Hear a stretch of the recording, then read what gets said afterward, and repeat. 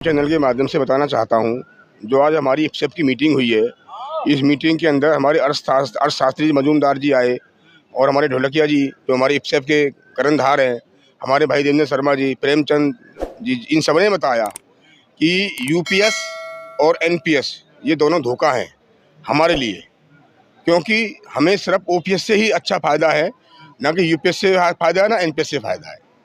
आज के इस प्रोग्राम से क्या मैसेज देना चाहते हैं? इस मैसेज सरकार को ही देना चाहते हैं, जब सरकार अपनी पेंशन बंद करे ना, जितने पार्लियामेंट्स के मेंबर बैठे हुए हैं, अपने जो एमएलए बैठे हुए हैं या जितने भी नीचे तक के हैं, सब अपनी पेंशन ले रहे हैं और एक एक पेंशन 4-4 बार ले रहे हैं। अगर एमएलए जीता एमएलए की पेंशन अलग, एमपी जीता एमपी की पेंशन अलग, और कोई जीतेगा राज्यसभा का राज्यसभा की पेंशन अलग। ये भी अपनी पेंशन बंद करे, ये भी लेना यूपीएस ओपीएस का लाभ, जब पता पड़े इनको। तो क्या लग रहा है सरकार क्यों नहीं आप लोग की बात समझ पा रही है? सरकार समझेगी जब सब कर्मचारी संघ, जितने भी कर्मचारी समूह हैं, सब सड़क पे आएंगे, तब सरकार बात समझेगी। सरकार कह रही कि आपके हितों के लिए बनाया गया है। इसमें कोई हित नहीं है। हाँ। इसमें कोई हित नहीं है हमारा। ओपीएस के अंदर कोई हित नहीं है। 25 साल सर्विस के बाद हम जिंदा रहे ना रहे, हमें पेंशन मिले ना मिले, इसका क्या औचित्य बनता है? इतना पैसा हमारा जमा होगा, उसका हमें क्या देंगे? 60% 50% क्या देंगे? अगर इस प्रोग्राम के बाद भी सरकार आप लोग की बातें नहीं मानती है या आपका सोल्यूशन नहीं निकल, तो क्या अगला कदम है? अगला कदम जो हमारे नेता करेंगे, हम इनके साथ रहेंगे, और सबको हमारे नेता ने स्पष्ट कर दिया है कि भाई हम सब रोड पे आएंगे और सरकार से गुहार लगाएंगे कि हमें पूरा जो है हमें रोड पे उतरना पड़ेगा और हमें धरना प्रदर्शन करना पड़ेगा, नहीं तो सरकार को चेतावनी देते हैं कि जल्दी इसको चेंज किया जाए, नहीं तो हम रोड पे आएंगे। रोड का है। बिल्कुल। क्या खामियां लगी आपको एनपीएस और यूपीएस में?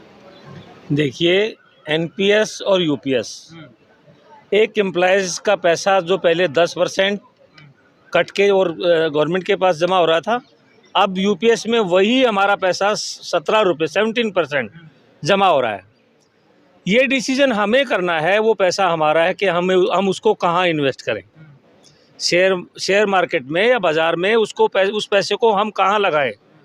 सरकार इसका फैसला नहीं कर सकती। या तो सरकार ये एश्योरेंस दे कि जब हम रिटायर होंगे और जिस एवज में वो हमारा पैसा हमसे ले रही है, उसी एवज में हमारा पैसा वो लौटाए, चाहे वो शेयर मार्केट डाउन जाए या अप जाए, उसको हमारा बराबर हमें पूरा पैसा मिलना चाहिए। अन्यथा हमें ये बिल्कुल भी पसंद नहीं है, ना हमें एक्सेप्टेबल है यूपीएस ना एनपीएस। हमें ओल्ड पेंशन स्कीम ही एक्सेप्ट है, और उसके लिए देश का पूरा एम्प्लॉयज़ इसके लिए लड़ाई लड़े। यूनिफाइड पेंशन भी आपको मंजूर नहीं? नहीं, ये हमारे लिए एक लॉलीपॉप की तरह है। हम लोगों को गुमराह करने के लिए ये दोनों स्कीमें दी गई हैं। ओल्ड पेंशन स्कीम के अलावा हमें कोई भी एक्सेप्टेबल नहीं है। सर, सरकार लगातार आप लोगों के हित की बात करती है, कहती है मैं कर्मचारियों के साथ हूँ, लेकिन आप लोग की जो नाराजगी है इस स्कीम को लेकर के, क्या दर्शाती है? सर्वप्रथम मैं आप सभी का, जो मीडिया के मेरे सम्मानित साथी, आपका धन्यवाद करना चाहूँगा। सरकार सिर्फ अपना ही देख रही है। जो है सरकार में जो हमारे मेंबर ऑफ पार्लियामेंट सब बैठे हुए हैं, सिर्फ अपना ही देख रहे हैं। उनको अपने लिए तो पेंशन चाहिए, और जब मर्जी चाहे अपने हिसाब से बढ़वाएंगे, जो है सब फैसिलिटी चाहिए।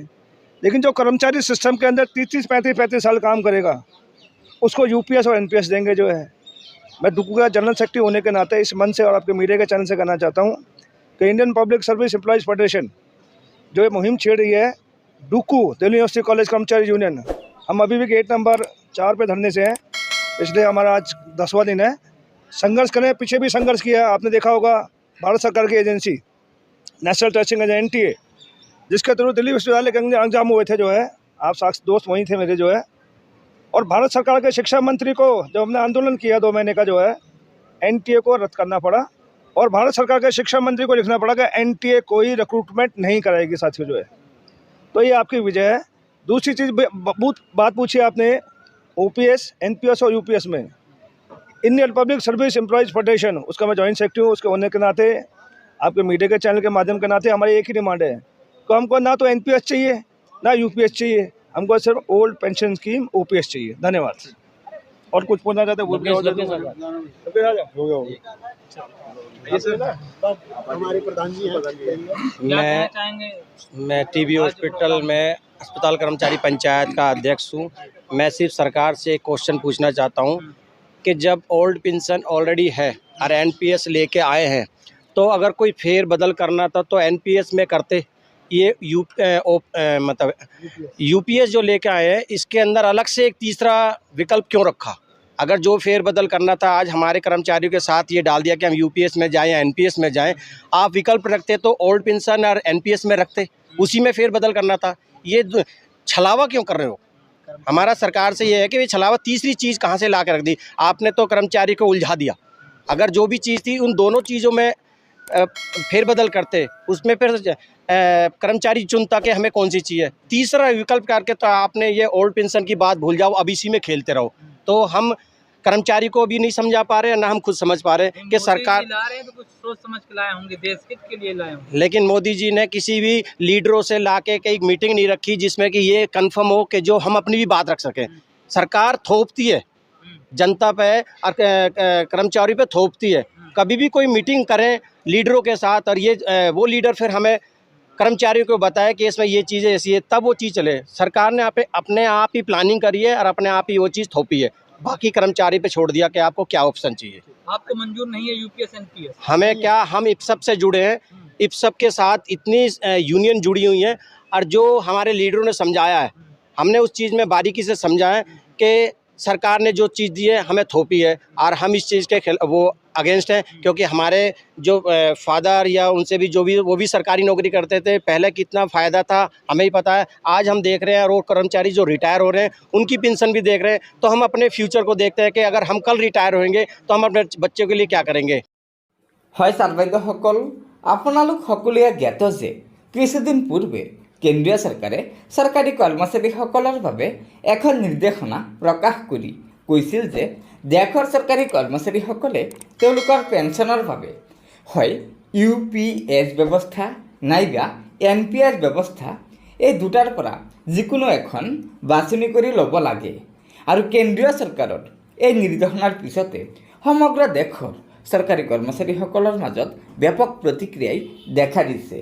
চৰকাৰী কৰ্মচাৰীসকল জাঙুৰ খাই উঠিছে, যাৰ কাৰণে দেশৰ চৰকাৰী কৰ্মচাৰীসকলে ৰাষ্ট্ৰীয় পৰ্যায়ত এক বৃহৎ গণতান্ত্ৰিক আন্দোলনৰ ব্যৱস্থা গ্ৰহণ কৰি আছে। সেয়েহে ভাৰতৰ বিভিন্ন ৰাজ্যৰ চৰকাৰী কৰ্মচাৰীসকলে এনপিএছ ব্যৱস্থা বাতিল কৰি অপিএছ পুনৰ প্ৰৱৰ্তনৰ দাবীৰে কি কাৰ্যসূচী গ্ৰহণ কৰিব এই সন্দৰ্ভত বৈঠক অনুষ্ঠিত কৰি আছে।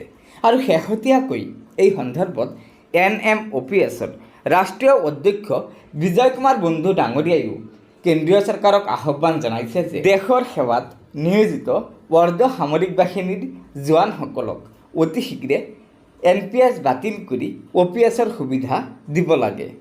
গতিকে ছাৰ বাইদেউসকল, এইখিনিয়ে আছিল আজি এনপিএছ কৰ্মচাৰীসকলৰ বাবে থকা গুৰুত্বপূৰ্ণ খবৰ। আশা কৰিছোঁ লগত বন্ধুবৰ্গক এই ভিডিঅ'টো শ্বেয়াৰ কৰি আজিৰ এই গুৰুত্বপূৰ্ণ খবৰটো জনাই দিব আৰু নতুনকৈ অহা ছাৰ বাইদেউসকলে অনুগ্ৰহ কৰি আমাৰ এই চেনেলটো ছাবস্ক্ৰাইব কৰি ল'ব। ধন্যবাদ। জয় আই অসম।